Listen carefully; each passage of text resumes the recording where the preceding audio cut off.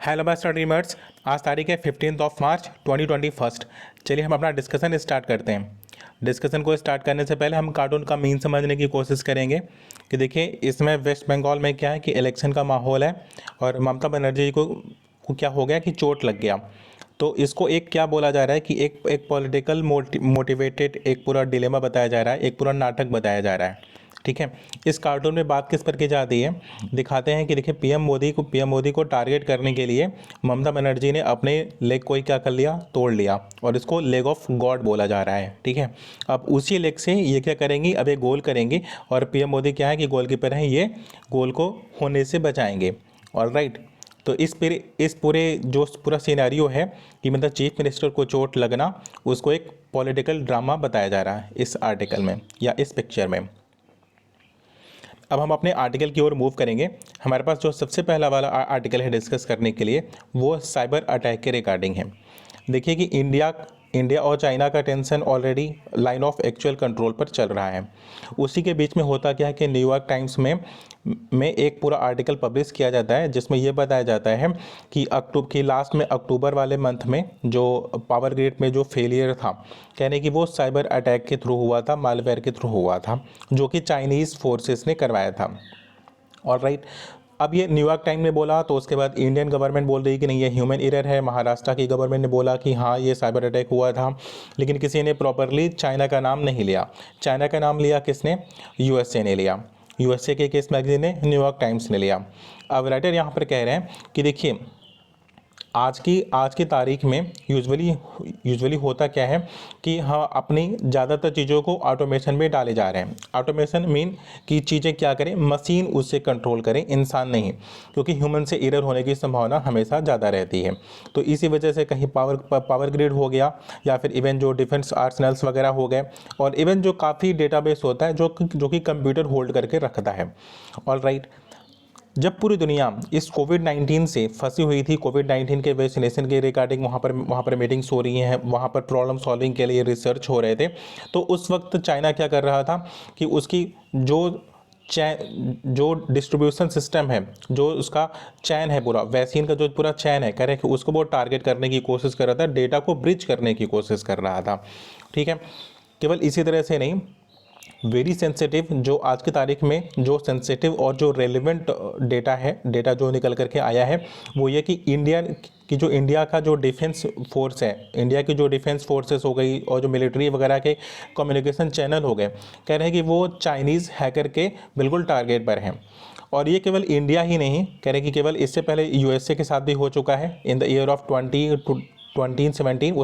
उसमें क्या हुआ था, उसमें किसी एक पर्सन का नाम निकल करके नहीं आया था, बट लोगों का दावा यह है, लोगों का एक जो पूरा प्रिडिक्शन है वो ये है कि ये काम चाइना ने किया होगा।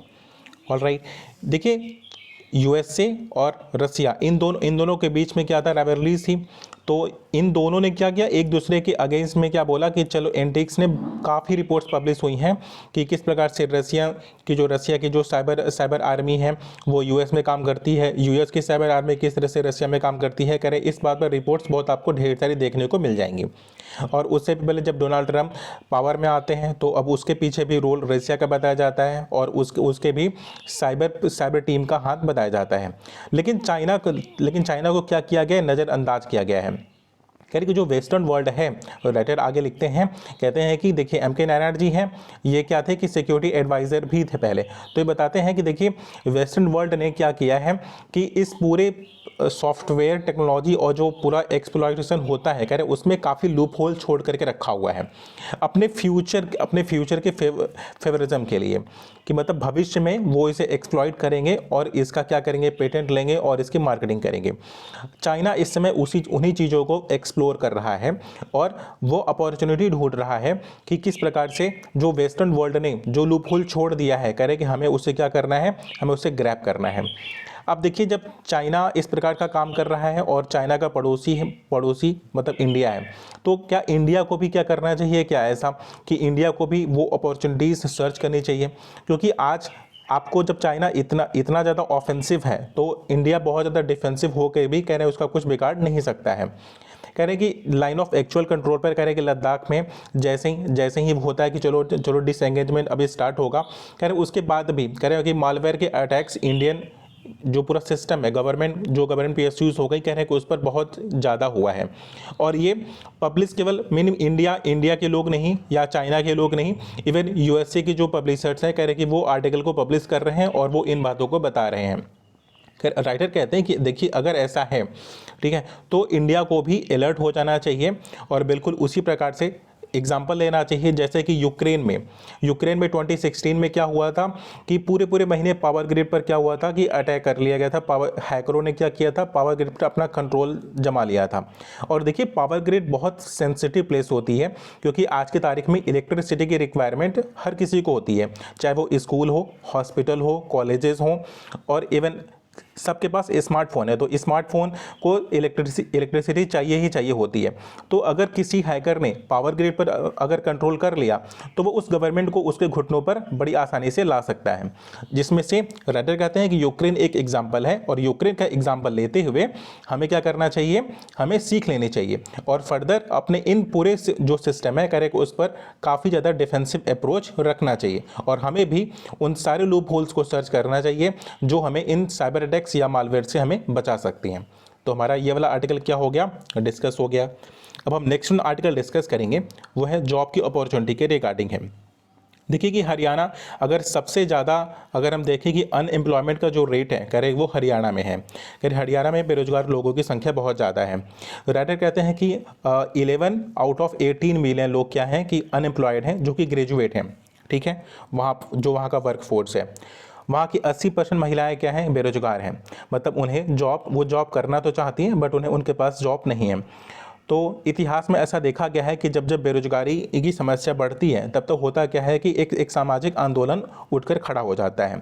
उसी से बचने के लिए हुआ क्या कि हरियाणा की गवर्नमेंट ने बोला कि अब हम अपने लोगों को क्या करेंगे कि रिजर्वेशन देंगे, इवन प्राइवेट कंपनीज में, इवन प्राइवेट जॉब में भी। कह रहे कि केवल ये काम केवल हरियाणा ने नहीं किया है, कह रहे ये काम तो तमिलनाडु ने भी किया है, ये काम झारखंड ने भी किया है, ठीक है, क्योंकि वो स्टेट्स कह रहे कि जहाँ पर क्या है कि उद्योग उतना ज़्यादा डेवलप नहीं हो पाया है, कह रहे उसके बावजूद उसके बाद हुआ क्या है कि वहाँ पर एक कंजर्व का नेचर, जैसे पीएम मोदी कहते हैं कि अच्छा चलो भारत को आत्मनिर्भर बनाना है, तो विदेशी सामान को बस इंपोर्ट होने से रोक देने से आप आत्मनिर्भर नहीं बन जाओगे।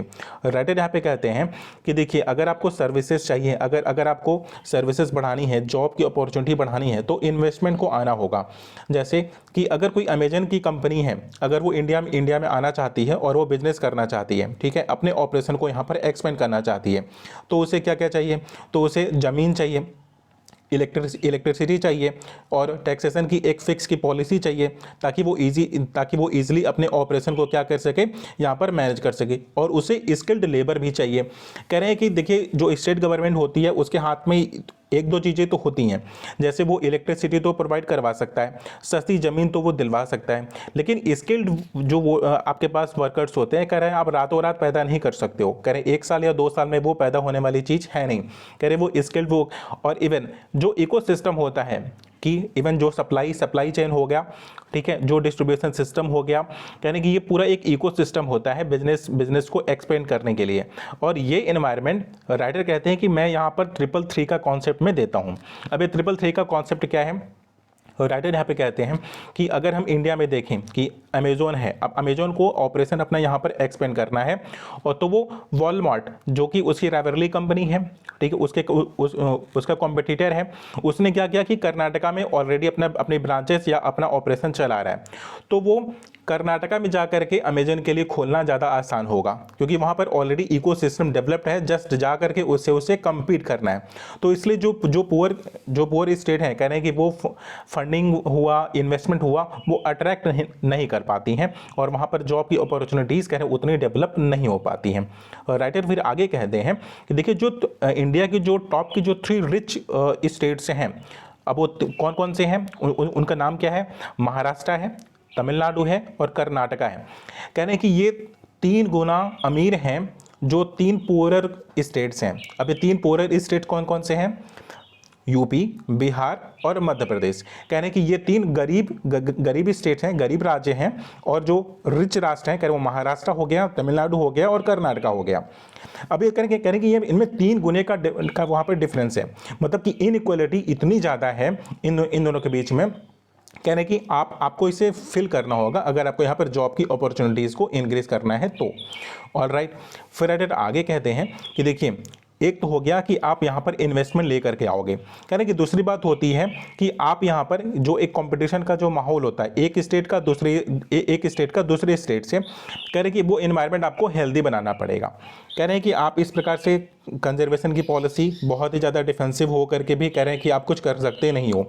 फिर यहाँ पर राइट अमेरिका का एग्जांपल देते हैं, कहते हैं कि अमेरिका में एक स्टेट हो गया दूसरे स्टेट से कम्पीट करता है, एक दूसरे को रोक करके नहीं, वो टैक्सेशन में छूट दे करके करते हैं कि आप हमारे यहाँ अगर पैसा लगाते हो तो हम आपको टैक्स में इतनी छूट दे देंगे। ठीक है, कह रहे हैं उस प्रकार का जो पूरा एक हेल्दी एनवायरनमेंट है, कह रहे हैं वो इंडिया में भी डेवलप होना चाहिए, तब जाकर के जो हमारी जॉब की जो अपॉर्चुनिटीज़ हो गई और जो जॉब की जो प्रॉब्लम हो गई, कह रहे हैं कि वो सॉल्व हो सकती हैं। कह रहे इस प्रकार से कंजर्वेटिव नेचर से हम जॉब को बढ़ा नहीं सकते। कह रहे बस अपना पॉलिटिकल मोटिव पूरा कर सकते हैं, लेकिन वो जॉब इंक्रीज नहीं होने वाली है, उसका कोई सोल्यूशन नहीं निकलने वाला है। हमारा ये वाला आर्टिकल क्या हो गया, डिस्कस हो गया। अभी हम अपने नेक्स्ट वन आर्टिकल की ओर आगे बढ़ते हैं। हमारा नेक्स्ट वन आर्टिकल है क्वाड की मीटिंग के रिगार्डिंग। देखिए कि पिछले हफ्ते हुआ क्या कि क्वाड की मीटिंग हुई है।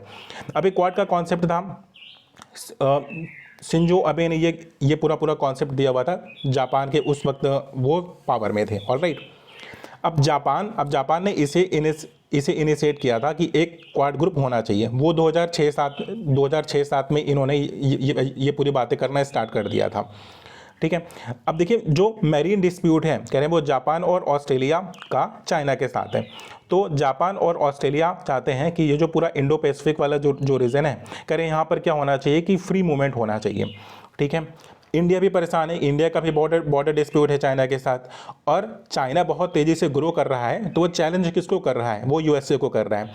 तो इसलिए ये चारों जो कंट्रीज़ हैं, कह रहे कि वो एक क्वाड का एक समूह बनाती हैं, जिसको बोलते हैं क्वाड ग्रुपिंग। अभी रिसेंट में हुआ क्या, लास्ट वाले वीक में इसकी हुई है, मीटिंग हुई है। तो अब मीटिंग में बात किन किन बातों पर की गई है, इन पर बात करते हैं। कहते हैं क्या है कि देखिए अभी क्वाड होगा क्या कि अपना एक कोर रिसर्च ग्रुप बनाएगा, जो कि ना केवल वैक्सीन के रिगार्डिंग, वैक्सीन के डिस्ट्रीब्यूशन के रिगार्डिंग, इवन जो अपकमिंग जो पेंडेमिक होगा, कह रहे हैं उसमें भी क्या होगा कि हम डीप रिसर्च करेंगे और फर्दर हम वैक्सीन की क्या करेंगे, हम मैन्युफैक्चरिंग करेंगे। तो वैक्सीन के डिस्ट्रीब्यूशन में कह रहे हैं कि क्वाड के अलग अलग कंट्री का अलग अलग रोल है, जैसे कि यूएस की टेक्नोलॉजी का यूज़ किया जाएगा और वो इंडिया में बनाया जाएगा, और इन दोनों काम को करने के लिए पैसा कौन देगा, जापान देगा, और इसका डिस्ट्रीब्यूशन कौन करेगा, इसकी जो सप्लाई कौन करेगा, वो करेगा ऑस्ट्रेलिया करेगा। मतलब 4 कंट्री थी, चारों ने अपना अपना रोल दे दिया। यूएसए ने बोला कि टेक्नोलॉजी मेरी होगी, इंडिया ने बोला बनाऊंगा मैं, जापान ने बोला पैसा मैं दूंगा, और ऑस्ट्रेलिया ने बोला कि इसका जो डिस्ट्रीब्यूशन होगा कह रहे कि वो मेरे द्वारा होगा। ऑलराइट, मतलब 4 कंट्री ने कह रहे अपने क्या की रिस्पॉन्सिबिलिटी ले ली। लेकिन जो डीप इंगेजमेंट केवल जो होता है इसका जो एक मिलिट्री पर्सपेक्टिव होता है, कह रहे वो केवल जापान और ऑस्ट्रेलिया ही चाहते हैं। यूएसए अभी भी डिनाई कर रहा है कि मिलिट्री का इंगेजमेंट करें कि क्वाड को एक नाटो की तरह इस्टेब्लिश करने का उसका कोई प्लान नहीं है। और इवन जो ज्वाइंट स्टेटमेंट दिया गया उसके तुरंत बाद ग्लोबल टाइम्स का मेन ये बोलना था कि आप किसी एक कंट्री को टारगेट करके किसी भी ग्रुप का फॉर्मेशन अगर आप करते हो तो कह रहे हैं कि वो ज़्यादा सस्टेनेबल नहीं होता है, मतलब वो लॉन्ग लास्टिंग नहीं होता है। कह रहे हैं कि वो मल्टीलेटरल लेवल पे आपको क्या करना पड़ेगा, कोऑपरेशन करना पड़ता है। तो हमारा ये वाला आर्टिकल क्या हो गया, डिस्कस हो गया। अभी हम नेक्स्ट वन आर्टिकल डिस्कस करेंगे, वो रिगार्डिंग द इन्फ्लेशन है। देखिए मॉनेटरी पॉलिसी की अभी क्या होगी कि 31 मार्च में आपको क्या करना होगा कि आरबीआई क्या करेगी, पब्लिश करेगी। अब inflation right now 100 basis point मतलब पिछले एक महीने में बढ़ गया। 4.06 चल रहा था, इसमें 5.06 चल रहा है, मतलब 100 बेसिस पॉइंट बढ़ गया है। ये तो हो गया कि ओवरऑल इन्फ्लेशन की बात की जा रही है। ठीक है, कंज्यूमर प्राइस इंडेक्स सीपीआई की बात की जा रही है। ठीक है, अभी डब्ल्यूपीआई क्या होता है, सीपीआई क्या होता है, ये इकोनॉमिक टर्म्स है। लेकिन बस एक थोड़ा सा अगर मैं ब्रीफिंग कर दूं तो इसमें होता क्या है कि कि कुछ प्रोडक्ट को करते क्या है कि बिल्कुल सेलेक्ट करते हैं और उसका एक वेटेज मीन निकालते हैं। वेटेज मीन निकाल करके उसका परसेंटेज निकालते हैं तो हमें सीपीआई मिल जाती है। ऑलराइट, अब सीपीआई में कौन कौन सी अभी कौन कौन सा इवन गुड्स इंक्लूड होता है, डब्ल्यूपीआई में कौन कौन सा इंक्लूड होता है, ये आप इकोनॉमिक्स वाले चैप्टर में आप पढ़ लो। ऑलराइट, अभी डब्ल्यूपीआई सीपीआई, अब यहाँ पर सीपीआई की बात की जा रही है, क्योंकि आरबीआई क्या करता है कि सीपीआई को ही क्या करते हैं, कंसीडर करता है इन्फ्लेशन को काउंट करने के लिए। आप राइटर यहाँ पे कहते हैं कि देखिए जो एक हेल्दी फूड होता है, कह रहे हैं कि अगर एक बच्चा है और प्रॉपर प्रोटीन वाला अगर वो फूड लेता है तो उसका इन्फ्लेशन इस समय 11% है।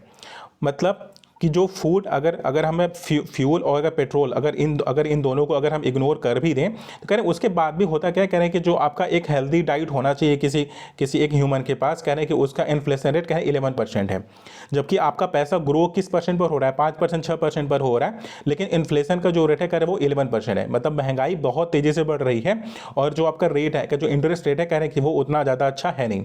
राइटर यहाँ पे कहते हैं कि देखिए इतना ज़्यादा ना, इतनी तेजी से जो परिवर्तन हो रहा है, कह रहे हैं कि इसे गवर्नमेंट को कंट्रोल करना चाहिए। कह रहे हैं कि इतना तेजी से इन्फ्लेशन नहीं बढ़ना चाहिए। कह रहे हैं इन्फ्लेशन बढ़ना अच्छा होता है, कह रहे हैं कि धीरे धीरे बढ़े तो अच्छा होता है, लेकिन अगर अचानक से बढ़ता है, कह रहे हैं वो किसी भी गवर्नमेंट के लिए अच्छा नहीं होता है। वो उसी को कंट्रोल करने की बात करते हैं।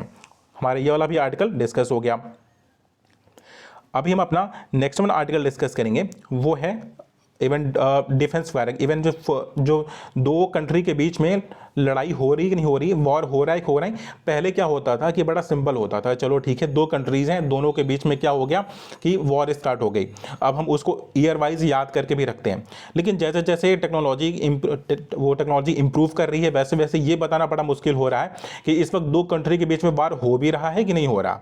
क्योंकि इसमें वॉर के जो टर्म्स हैं कि वो जनरेशन में तब्दील हो गए हैं, कि first generation, second generation, fourth generation. मतलब एक वेपन आता है, उसका फिर एक उत्तर एक वेपन और आ जाता है। ठीक है, तो मतलब कि एक कंट्री का दूसरी कंट्री से क्या हो रहा है, वॉर चल रहा है कि नहीं चल रहा है, करें या आज की तारीख में हम बता नहीं सकते हैं। राइटर फिर इसी बात को कहते हैं कि जैसे जैसे टेक्नोलॉजी क्या हो रही है कि इंप्रूव हो रही है, कह रहे हैं कि मैनलेस, कह रहे कि पहले क्या होता था कि हम अपनी फोर्सेस को डेवलप करते थे, उसे मेंटेन करते थे, हमें ह्यूमन की आवश्यकता होती थी। अभी हमें टेक्नोलॉजी की बहुत ज़्यादा आवश्यकता है और इसलिए आज की तारीख में हमें टेक्नोलॉजी पर ज़्यादा इन्वेस्टमेंट करना है। और उस पर जो एक रडार होता है कि दो कंट्री के बीच में क्या हो कि साइबर वार ना हो, दो कंट्री के बीच में क्या हो कि किसी प्रकार के स्ट्रेटेजिक वॉर ना स्टार्ट हो जाए, क्योंकि कई फ्रंट पर लड़ाइयाँ कई फ्रंट पर लड़ी जाती हैं। और अगर हम बिल्कुल ओपन वॉर अगर करते हैं तो होता क्या कि वर्ल्ड लेवल पर हमारा क्या होता है, क्रिटिसिज्म होता है, लोग हमारी आलोचना करते हैं, कहते हैं कि दो कंट्री क्या कर रही हैं कि आपस में लड़ रही हैं। लेकिन अगर हम स्ट्रेटेजिक फ्रंट पर या डिप्लोमेटिक फ्रंट पर अगर हम वॉर करते हैं, अगर हम लड़ाई करते हैं, तो फिर इसका कोई नामो निशान तो होता नहीं है और ना इसे ईयर वाइज इसे काउंट किया जाता है। ठीक है, जिस प्रकार से कोल्ड वार को तो काउंट किया जाता है, लेकिन आज की तारीख में चाइना इस प्रकार से साइबर अटैक कर देता है किसी कंट्री के ऊपर, किसी कंट्री को ब्लैकमेल कर देता है। कह रहे हैं ये सब एक प्रकार का एक वॉर ही तो है। कह रहे हैं आप दूसरी कंट्री को घुटनों पर तो ही ला रहे हो। कह रहे हैं कि राइटर फिर आगे क्या बोलते हैं, कहते हैं क्या कि हमें इस तरह के वॉर को, कह रहे हैं कि प्रिवेंट करने के लिए करना क्या चाहिए कि अब हमें नए डेफिनेशन की आवश्यकता है और जो फ्यूचर जो फोर्सेस हो, कह रहे हैं कि उसको उस लेवल पर अपग्रेड करने की आवश्यकता है। जैसे कि राइट नाउ जो पीएम मोदी हैं कह रहे हैं कि अब हमें फ्यूचर फोर्स के ऊपर भी एक फोर्स लगानी पड़ेगी, ताकि वो फोर्स को क्या कर सकें कि कंजर्व करके रख सकें, उसे प्रोटेक्ट करके रख सकें। क्योंकि पता चला कि लड़ाई करने के पहले ही आपकी फोर्सेस क्या हो गई, कह रहे हैं कि वो अपग्रेड नहीं हुई तो बिल्कुल न्यूट्रल हो जाएंगी। ठीक है, आप लड़ने के पहले ही हार जाओगे, जैसे बैटल ऑफ प्लासी में लड़ाई के पहले ही सब गेम ओवर हो गया था। ऑलराइट, तो आज की तारीख में जितने भी रेलिवेंट आर्टिकल थे वो सारे आर्टिकल डिस्कस हो चुके हैं। Thank you so much for watching the video.